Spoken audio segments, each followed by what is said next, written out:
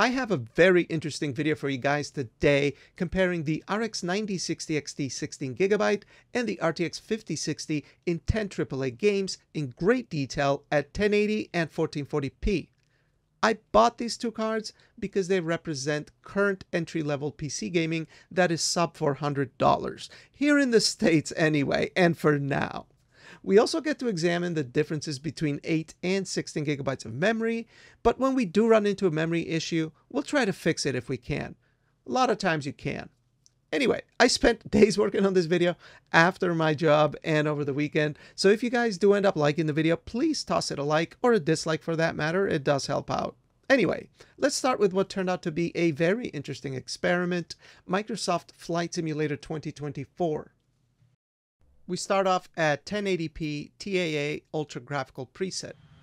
This game is well known to be a very CPU heavy game, even with the 9800X 3D actually, especially when you fly over big cities, which is why we're not going to do that here. We're actually flying over Hualien in Taiwan. It's a beautiful looking area here.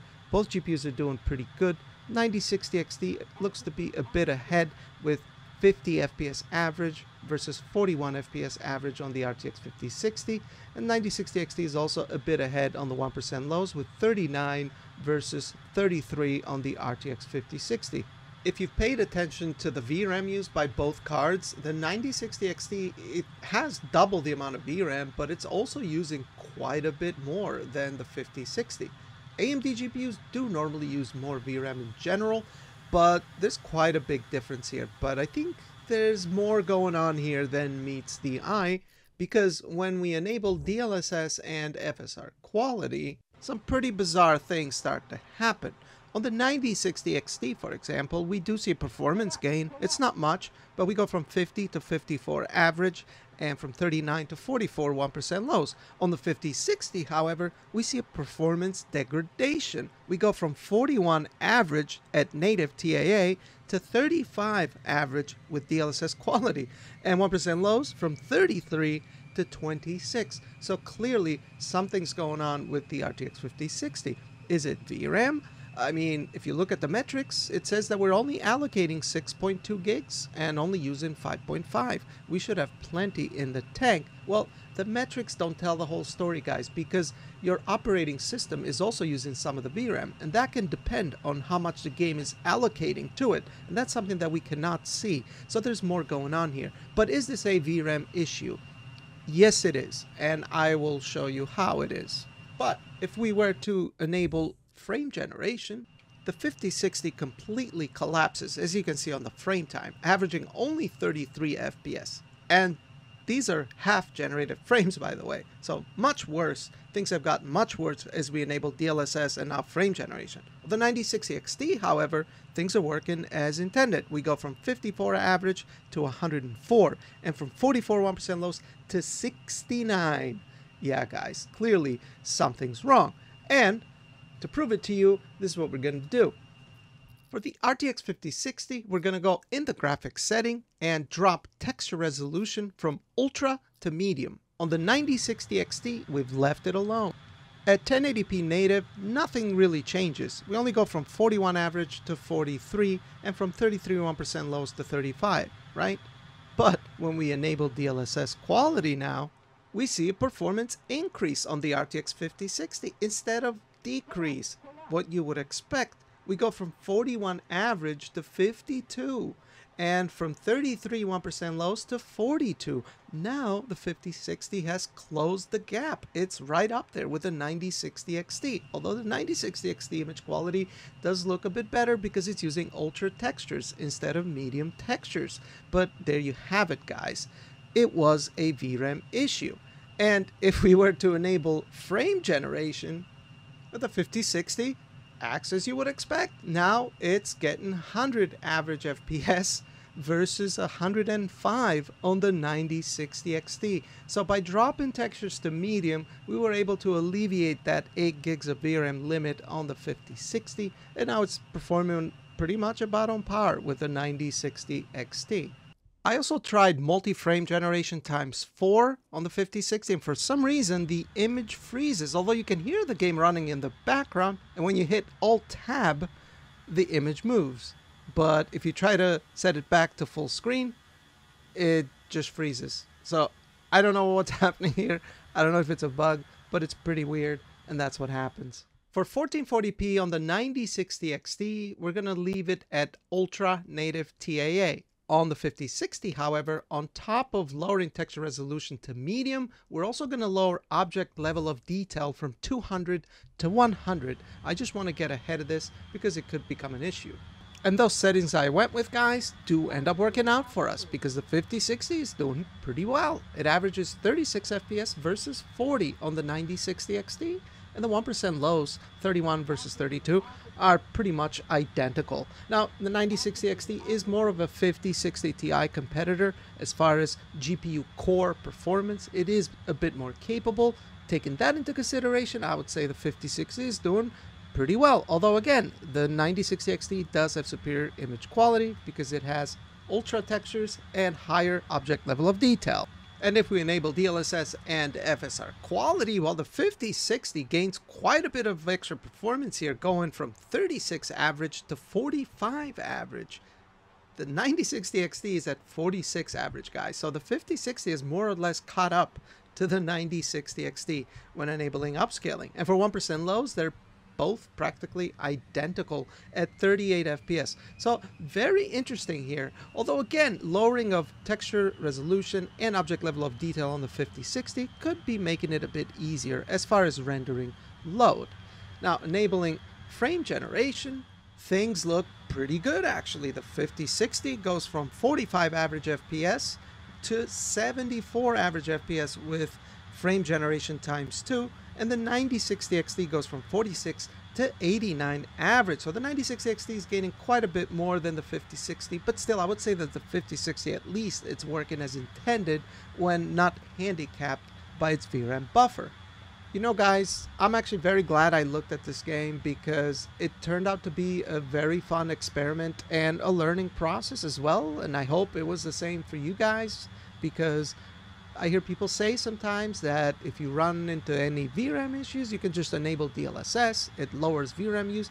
It doesn't. Maybe in some games it might, but sometimes it can have the opposite effect, as you guys saw here. I mean, the conclusion as far as this game anyway is that the 5060 as a GPU core, it's actually pretty capable. It's able to keep up with the 9060 XT, but you might have to dance around that 8 GB of VRAM limit, so that is something to be aware of with some of today's demanding and feature-packed games. For the next game, we're going to take a look at Hogwarts Legacy, starting with 1080p native TAA Ultra Rasterization only for now. Anyway, we're going to go around Hogsmeade, and both GPUs actually do an excellent job here. On the 5060, we're able to average 94 FPS, the 9060 XT slightly more at 106 FPS, 1% lows, 55 on the 5060 versus 60 on the 9060 XT. I would say that's actually very good. Enabling ray tracing on Ultra, both cards actually handle it pretty good. I went to Hogwarts for this one because here you can notice the ray tracing effects quite a bit more, and both cards do extremely well. 5060 averages 86 versus 93 on the 9060 XT. 1% lows are very comparable on both, 49 versus 48. The 9060 XT does have a performance advantage, even in ray tracing by the looks of it. There is one advantage that the RTX 5060 does have that can be actually very transformative, and that is its denoising quality. As much as I love ray tracing, it can look quite noisy, and ray reconstruction is a game changer when it comes to that. I mean, it goes from looking like this to looking like this. So the 5060 does have a very big advantage in that regard, although enabling ray reconstruction can cost a bit more performance. In some cases, performance that the 5060 might not be able to have.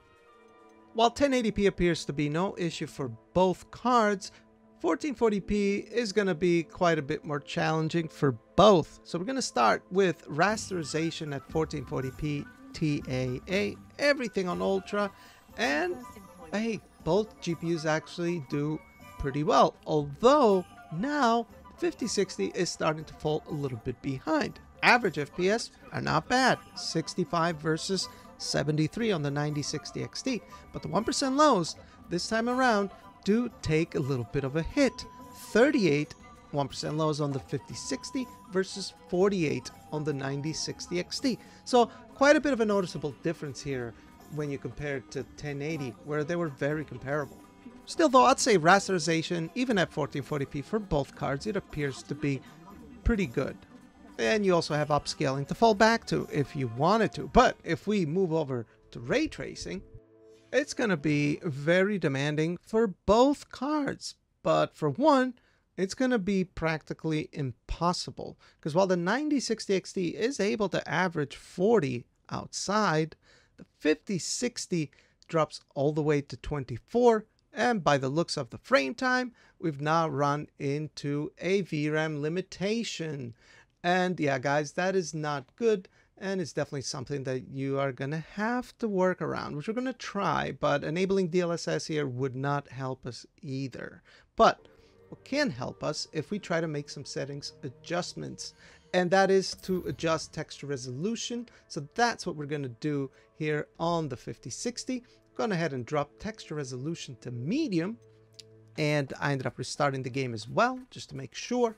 And now if we make that same run, we're averaging 41 FPS on the 5060 versus 40 FPS on the 9060 XT. 1% lows are both fairly comparable. 21 on the 5060 versus 27 on the 9060 XT. And if we look at the frame time, yeah, there is a couple hitches on both, but that is this game, especially with ray tracing. This game becomes performance gets a bit flaky on the CPU, but we're not running into any VRAM issues by the looks of it. If we enable DLSS and FSR quality, both GPUs gain quite a bit of leverage here. And inside the school, guys, by the way, in case someone's wondering about the performance differences versus outside, the game can be quite a bit more demanding than inside. That's why we went so much higher, enabling DLSS and FSR to quality. But the 5060 is a little bit behind, not much, averaging 82 FPS versus 93 on the 9060 XT. The 1% lows is 39 on the 5060 versus 45 on the 9060 XT. And again, like I said, if you go outside like we just did now, the performance does drop quite a bit because the game does become more demanding outside. But what is interesting about outside is that if we enable FSR frame generation, the performance doesn't get that much better. I mean, we were getting 56 previously, and now we're getting over 72, 74 FPS on the 9060 XT. I don't know, but I would expect quite a bit more. And somehow, guys, this is where the 5060 pulls ahead, because if you enable ×2 multi-frame generation on the 5060, well, it appears to work as intended, guys. We're able to average 125 FPS on the 5060 with ×2 frame generation versus 67 average on the 9060 XT with frame generation ×2 as well. So clearly something's funky here.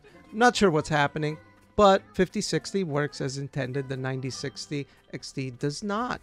And by the way, I did the same thing I did on the 5060 where I lowered the texture quality to medium, then I restarted the game to give it the same courtesy I did to the 5060, just in case it was a VRAM issue, which it shouldn't be if the 5060 can do it. And it wasn't, guys. So after restarting the game, it was still getting the similar level of performance somehow.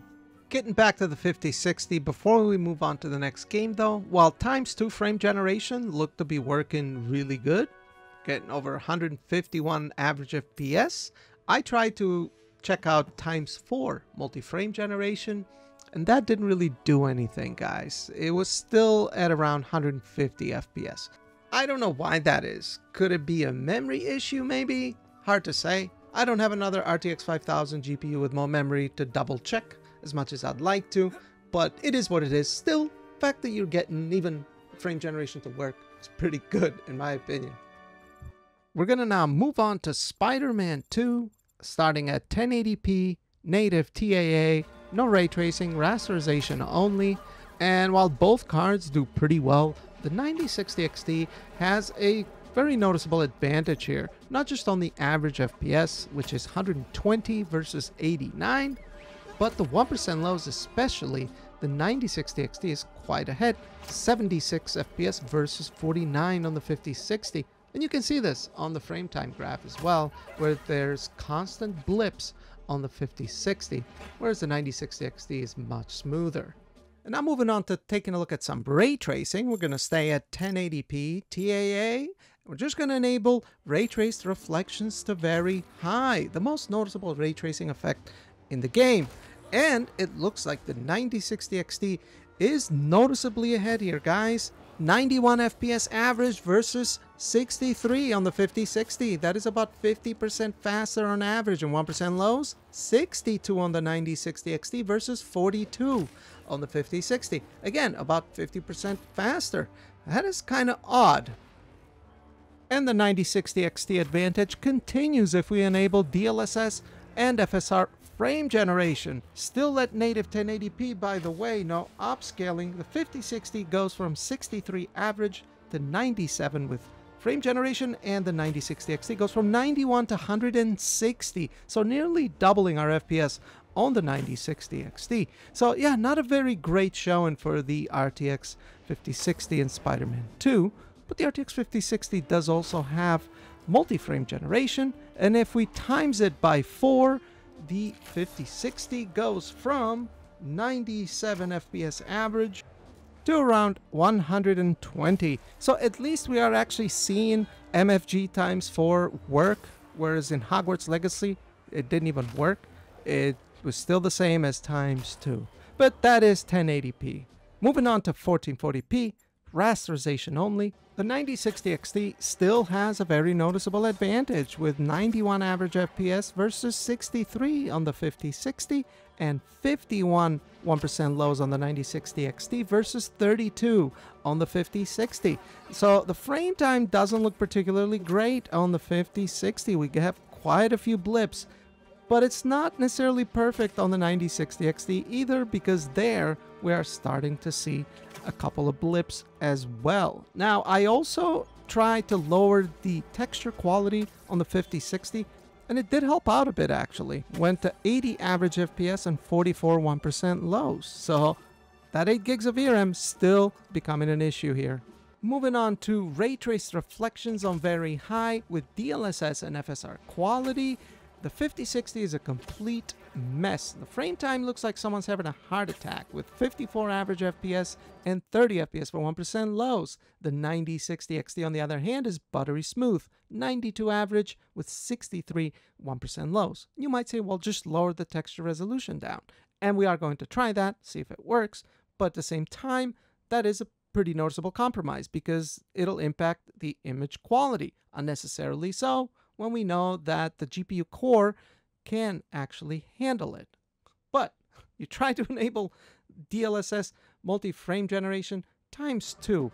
Forget about times 4. The 5060 gets hit even harder, dropping average FPS into 50 FPS with 1% lows into the 20s, whereas the 9060 XT almost doubles its FPS again at 158 average with 98 1% lows.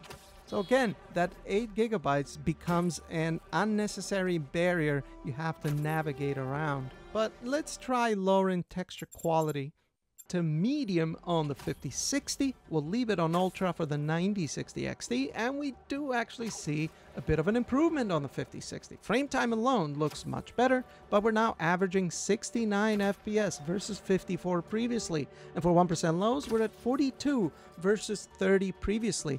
And just talking about how the game feels, does feel much better to play than it did previously. Now, the fact that you have to do this does kind of annoy me because you shouldn't have to. In my opinion, I think the GPU core should be able to operate without being limited by VRAM so frequently as it does on the 5060, because while it did improve performance here, if you were to go and enable DLSS frame generation, it doesn't really improve much because our FPS remains more or less the same, and 1% lows are even worse with frame generation enabled, which is a selling feature for the 5060.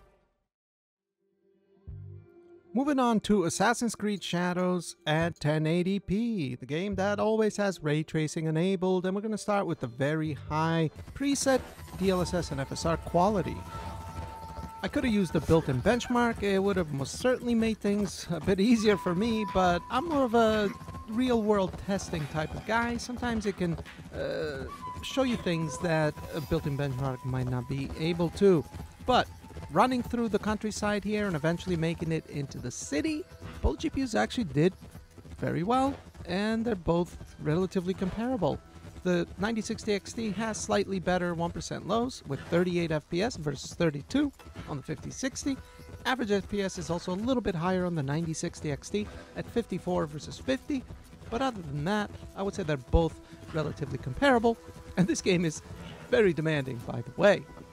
Enabling DLSS and FSR frame generation was actually very interesting because the 5060 is averaging 126 FPS versus 104 on the 9060 XT. So the 5060 is ahead with frame generation. However, frame generation on the 5060 isn't doing all that well because I'm not sure how it's going to come through on the video, but it's skipping every few seconds. It feels like it skips and it's not pleasant at all. Whereas FSR frame generation actually feels like you would expect it to. It's actually pretty good.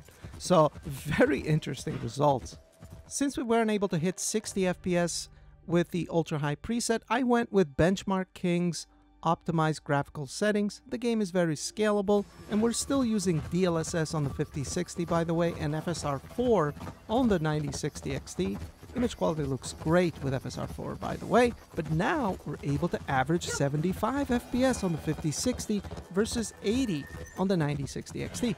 1% lows are also very close, 49 for the 5060 versus 52 for the 9060 XT. So I would say this is a very good showing for the cheaper RTX 5060 in this game, and the game looks absolutely fantastic, even at 1080p with a bit of upscaling.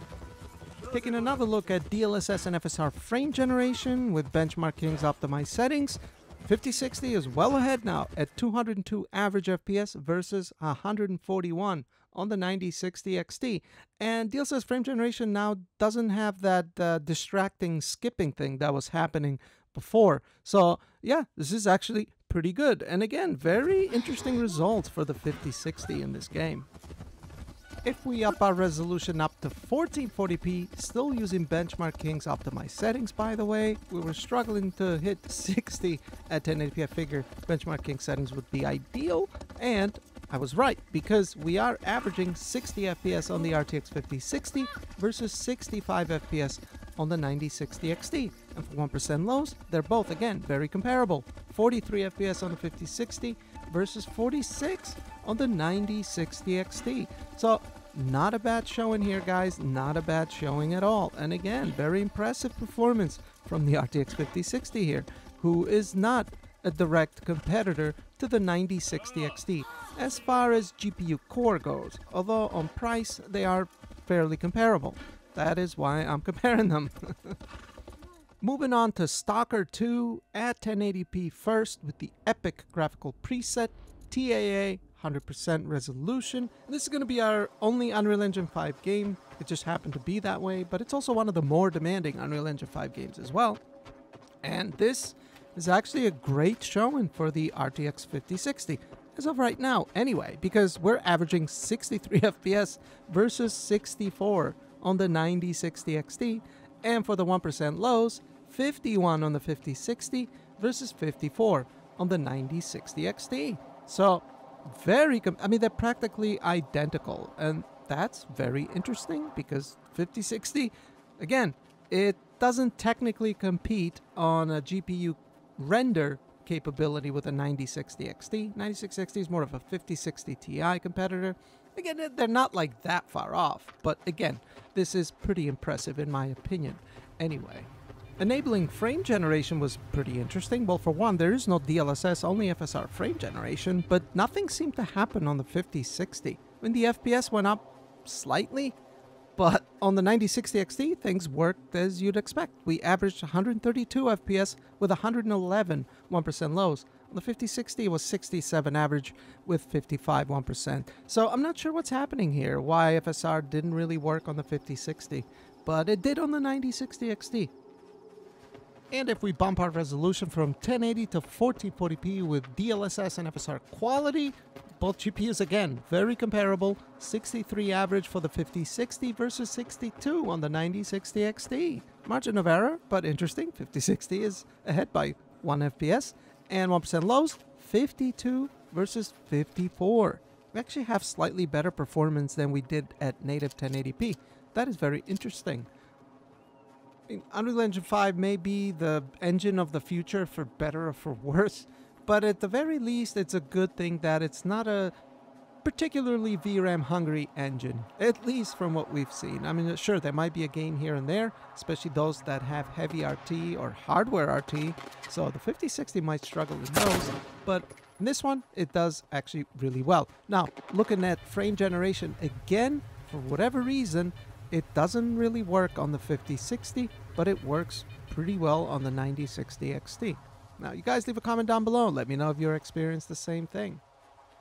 Monster Hunter Wilds can be a pretty demanding game, and as I play around with the settings on the 5060, I'm already getting VRAM warnings, but we're going to start with 1080p, and for the preset, we're setting it to medium.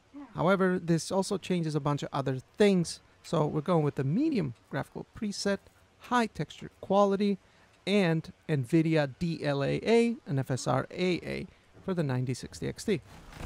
Also set ray tracing to high, by the way, because, well, these are modern GPUs that should be able to handle it, and handle it they do. I mean, RE Engine ray tracing is not all that demanding. For the most part, maybe Dragon's Dogma 2 is the exception, but we are able to average 57 on the 5060 versus 63 on the 9060 XT. For 1% lows, they're both around the mid-40s, which is really good. And if you look at the frame time on both, it's pretty good at 1080p, FSR 4AA, and DLAA. Image quality looks really nice. Now, instead of using the built-in benchmark, I like to look at this jungle area. It also offers a different perspective. Other people use built-in benchmarks. That's fine. I like to focus more on real-world testing personally, and it offers a different perspective. So, yeah, both cards do well, but we can also go ahead and enable DLSS quality and also enable frame generation on top, which should give us a really nice boost. And it does just that, guys. We do get a pretty good boost on the 5060. We go from 57 average FPS to 113. That is pretty much doubling of our FPS. And on the 9060 XT, we go from 63 to 148. So very nice jump on the 9060 XT. 1% lows also see a jump, 44 to 69 giggity for the 5060 and 42 to 87 on the 9060 XT. I'm not sure if this game uses DLSS frame generation on the Nvidia GPU or if it's just FSR frame generation. Looking at the frame time, it does look like FSR. Maybe that's why the 9060 XT sees a bigger jump in performance. Either way though, the game looks great, it's very fluid, and both GPUs do really good if you're targeting 1080p. You have quite a few options, even at native resolution. You could go for it if you wanted to. Let's take a look at 1440p, and again, we're going to go with the medium graphical preset, and then change texture quality. You know what? Let's try highest texture quality, and then we'll set FSR and DLSS to quality as well. Now, yes, guys, we are going a little bit all out, putting the texture resolution or quality to highest. That can be pretty demanding on video memory, but there's a reason for that, because we're going to try medium as well. But here we can see the 5060 lag quite a bit behind the 9060 XT on average FPS, with 49 versus 60. 1% lows are relatively comparable, 33 on the 5060 versus 39 on the 9060 XT. And if we change the texture quality from highest to medium for the RTX 5060 and do the same run, well, 5060 actually does really good here, averaging 58 FPS versus 60 on the 9060 XT. And for 1% lows, it's noticeably ahead with 47 FPS versus 39 on the 9060 XT. Now, I do not think that this is a VRAM issue for the 9060 XT. I think it does have plenty of VRAM to handle this, but I've actually looked into this. I was going to make a video about this a while back, but this can happen even on a 4090 or on a 7900 XTX, that raising the texture quality to highest can be demanding on like a rasterization level as well as VRAM. But yeah, I would recommend lowering texture quality. Just leave it on high. And if you need more performance, try medium. That might help out. But as you can see, 5060 does really well here. As you can see, at 1440p, the game looks great. And you could also throw frame generation to get even more performance. But being able to average 60 in this area of the game, that's a pretty good sign. Next will be Cyberpunk 2077, and this could be its own video, guys. There's a lot of good information here, but we're going to start with 1080p rasterization only. I suspect both GPUs to do extremely well. And they do extremely well, with the 5060 averaging 98 FPS versus 9060 XT's 101. Now, if you saw my dedicated Cyberpunk on the RTX 5060 video, you will be familiar with this benchmark run, but essentially we drive from Night City all the way to Dogtown just to put pressure on the VRAM buffer and see how the game holds up. And it holds up extremely well, guys. It is 1080p without ray tracing after all. And to be fair, the game still looks really nice. Leagues better than the Nintendo Switch 2, for example.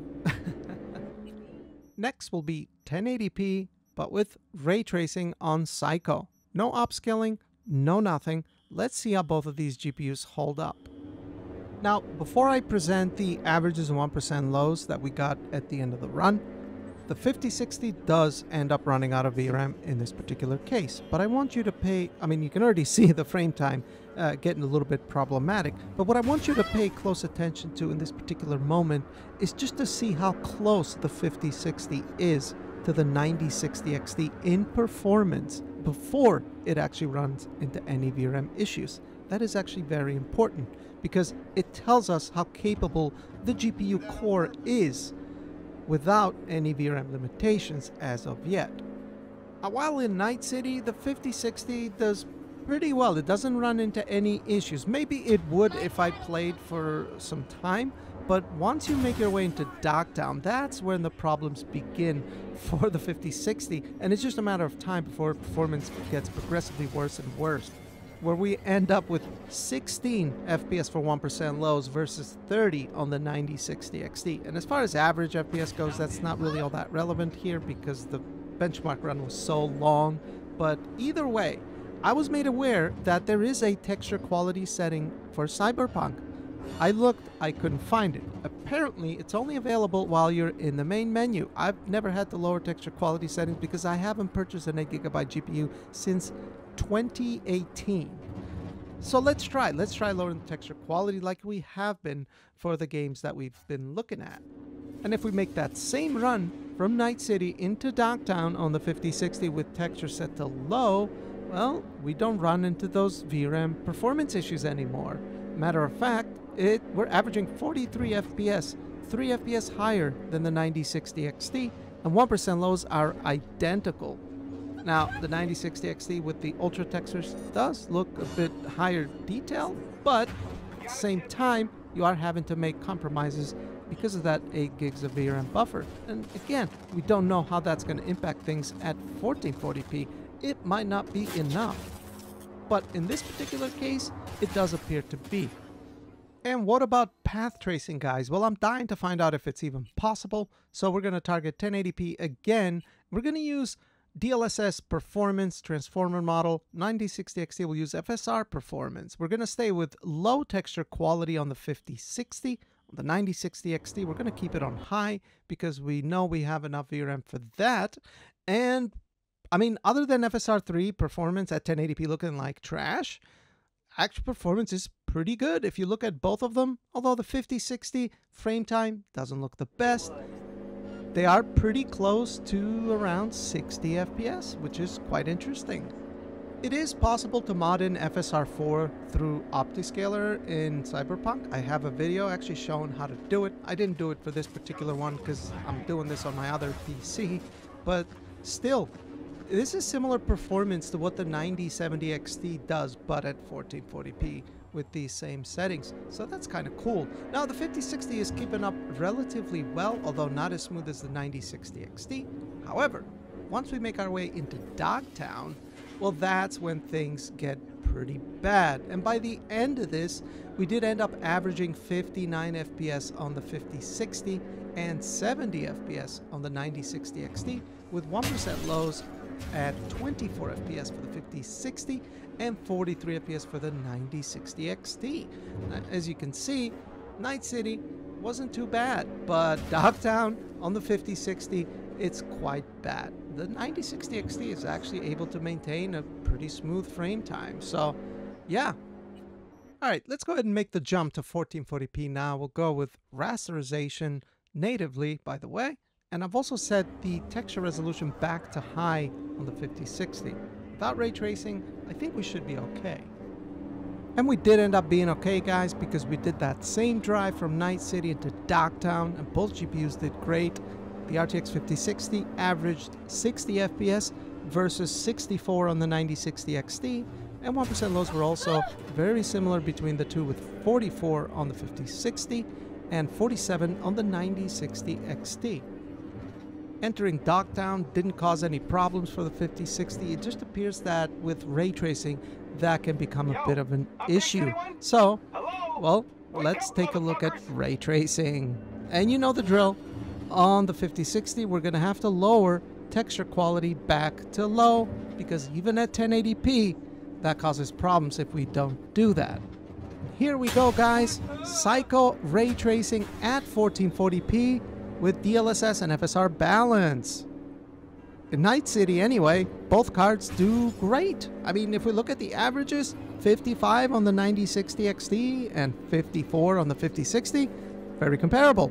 1% lows, however, tell a little bit of a different story. 41 on the 9060 XT and 27 on the 5060. Now, if you were just looking at the Night City on the 5060, you'd be like, okay, yeah, this card performs great. It's right up there with the 9060 XT. But once you get to Dogtown, that's when the 5060 begins to stumble, whereas the 9060 XT is able to maintain that smooth frame time.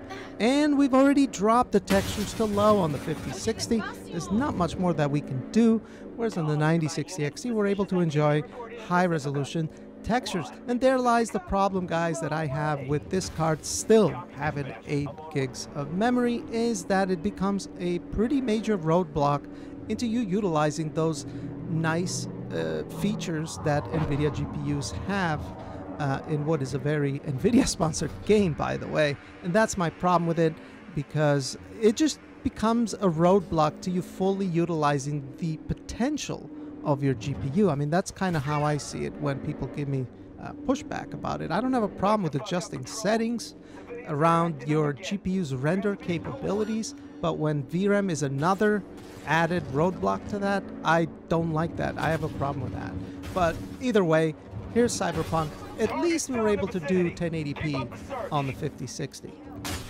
Moving on to Doom the Dark Ages at 1080p, TAA, 100% resolution, Ultra Nightmare settings. Just engaging in this one encounter here. Both GPUs actually do pretty well in what is a very GPU-intensive game, with 72 FPS average for the 5060 versus 77 on the 9060 XT, and 62 for the 1% lows on the 5060 versus 68 on the 9060 XT. I took a more thorough look at this game in a separate video on the 5060, and you can actually run into VRAM issues when enabling multi-frame generation, but you can overcome this by lowering the texture pool size down a bit. But other than that, multi-frame generation works pretty good. I'll leave a link to my other video if you want a more thorough look. But at 1080p, even at native resolution, both GPUs do extremely well. If we drop FSR and DLSS quality, both GPUs do noticeably better. We're now averaging 99 FPS on the 5060 versus 109 FPS on the 9060 XT, and 87 FPS for 1% lows on the 5060 versus 97 FPS on the 9060 XT. So again, id with their engine and their game, which is much bigger arenas now with a lot more enemies. Game runs extremely well, very fluid. It's awesome Doom game. I've been enjoying it quite a lot, just haven't had the time to finish it, unfortunately. But yeah, both GPUs crush it at 1080p. Moving on to 1440p then, I wanted to start at native TAA, Ultra Nightmare settings, texture pool size is 2048 again, and here we see the 5060 fall a little bit behind. Still gets a pretty respectable 48 FPS average versus 54 on the 9060 XT. And again, the 1% lows are pretty healthy at 40 FPS for the 5060 versus 46 for the 9060 XT. And again, this game does have ray tracing enabled by default, and it looks really nice because of it, but it's also quite a bit demanding. Minimum of 60 FPS for a Doom game, I think, is a must. So DLSS and FSR quality should pretty much get us there. And that's exactly what happens. Now we're averaging 73 FPS on the 5060 versus 83 on the 9060 XT. And for 1% lows, we have a very healthy 66 on the 5060 versus 73 on the 9060 XT. So both GPUs capable of doing 1440p here. And we could take a look at multi-frame generation and frame generation, but in this game, when you enable FSR frame generation and you have MSI Afterburner enabled, it does cause the game to freeze for whatever reason. So I'm not going to really bother here. I have done a very thorough look at the 5060 in particular, and the 9060 XT appears to be a little bit faster than the 5060, but other than that, I think both GPUs run the game pretty well. We're getting close to the end of the video with The Last of Us Part 2 at 1080p TAA, and all the settings are more or less maxed out here, very high. And we're going to focus on the Seattle map. This is what I use for benchmark because it's one of the more demanding areas in the game, and here actually both GPUs do really well, with the 5060 having a bit of a lead here with 78 average FPS versus 9060 XT's 76. Not a big difference, more or less within margin of error. And then 1% lows are also very good, 66 on the 5060 versus 65 on the 9060 XT. The game looks really good. Whoa. We're not going to bother with DLSS, but go straight for frame generation. And if we enable DLSS frame generation ×1 and FSR frame generation, now the 9060 XT has a bit of a lead with the average FPS of 140, which looks extremely smooth, looks really nice actually, and 104 1% lows versus the 5060's 130 average FPS.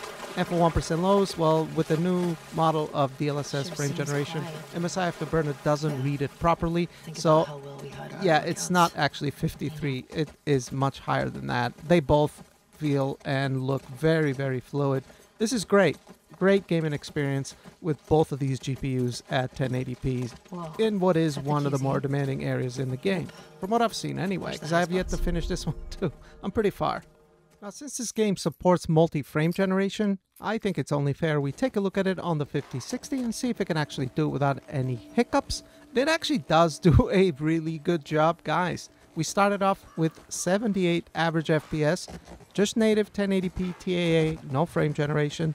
×1 MFG, that got us to 130 FPS, and then ×3 MFG, that got us to 205. And I am actually playing this on a 240 Hertz display, and it does look extremely fluid. So multi-frame generation is a really cool technology, in my opinion.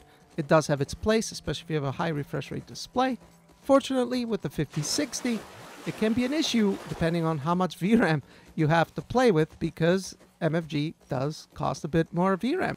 Enabling it sometimes can cause you to get worse performance, but if everything works as intended, it can be really cool. Let's now go ahead and look at 1440p, and we're going to begin with native TAA like we did before. The settings will be the same as well, very high. And again, guys, the 5060 does surprisingly well here. It's a couple FPS ahead of the 9060 XT at 64 average versus 61 on the 9060 XT.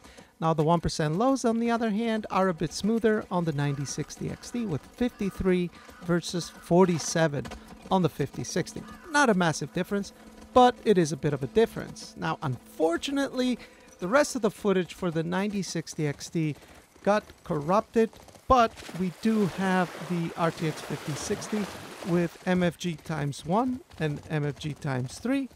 I've always said that as long as you're getting at least 60 FPS, that is a good base frame rate to enable frame generation, especially for a game like this.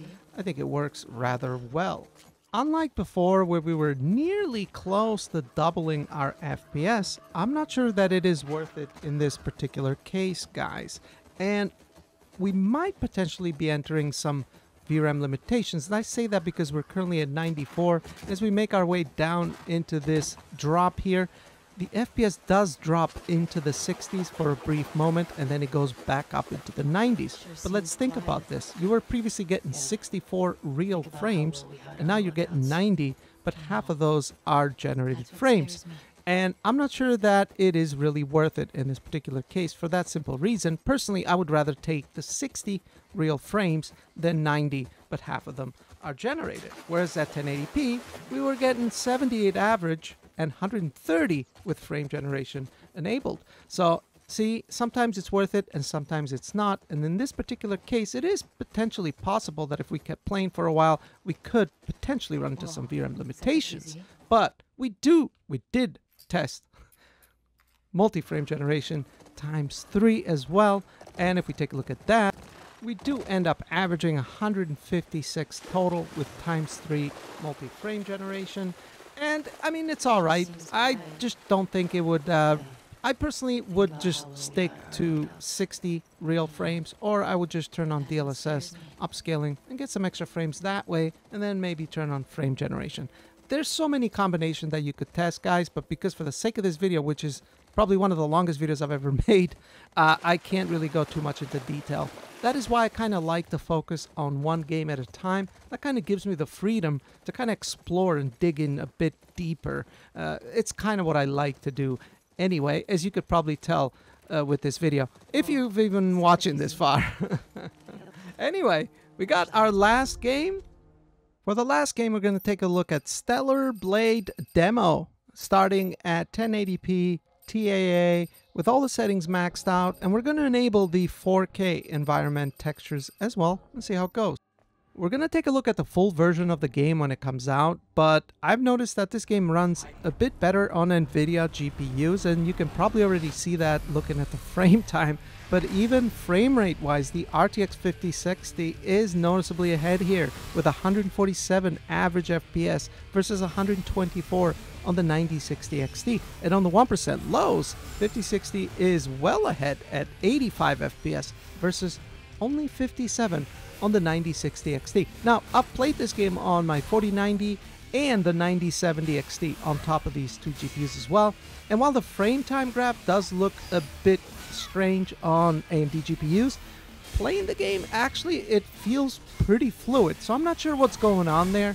It's almost like the new Nvidia DLSS frame generation model, how it comes across looking stuttery on MSI Afterburner. I'm not sure exactly what's going on, but it does not feel stuttery when playing it on AMD. But Nvidia GPUs do perform better here. Now, 1080p, both GPUs crush it, so let's move on to 1440p, where it should be a bit more challenging for both. And here's where it gets a little bit more interesting, because while the 5060 is still ahead in average FPS with 93 versus 83 on the 9060 XT, when it comes to 1% lows, now the 5060 has dropped to the mid-30s, same as the 9060 XT. So could this be a potential VRAM limitation issue? Possibly, because we are using the 4K textures, and that is one of the improvements the PC version of the game brings over the console, is that there is higher resolution quality textures, which actually look really nice. We might make an image quality difference. I've posted a couple shots on Twitter. It actually looks really nice on PC with the 4K textures, but unfortunately it does cost more VRAM, especially if you play at actual 4K.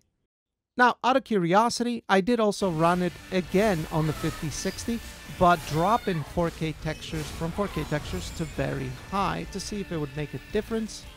And it did make a little bit of a difference, not in average FPS, but our 1% lows did go from 35 to 45, which is rather noticeable, although the game frame time is still a bit stuttery. Okay then, to wrap up this video and share my thoughts on these GPUs in the current market, as long as you can find them at their MSRP, they're not too bad. Personally, I wouldn't buy an 8GB GPU even for 1080p. As you guys have seen, it can be challenging. And while there are ways to dealing with running into VRAM limitations, as you saw, in most scenarios it can only take you so far. When you take into account all the features that the RTX 5060 supports, for example, and its capabilities as a GPU core, 8GB on a 5060 is like putting a motorcycle engine in a family sedan. The 9060 XT 8GB would be even worse, since AMD GPUs normally use a bit more memory than Nvidia ones. Personally, I would go with either the 9060 XT or 5060 Ti 16GB. It all comes down to what the prices are in your area though, and always arrive at your own conclusions. You know best what's needed for you, but as for me, I will be keeping these cards so that we can see how they hold up in today's games and tomorrow's games. I hope you all enjoyed this very long video, and please feel free to share your thoughts down below, give the video a like, and subscribe for more content. I hope you have a great day, and until next time.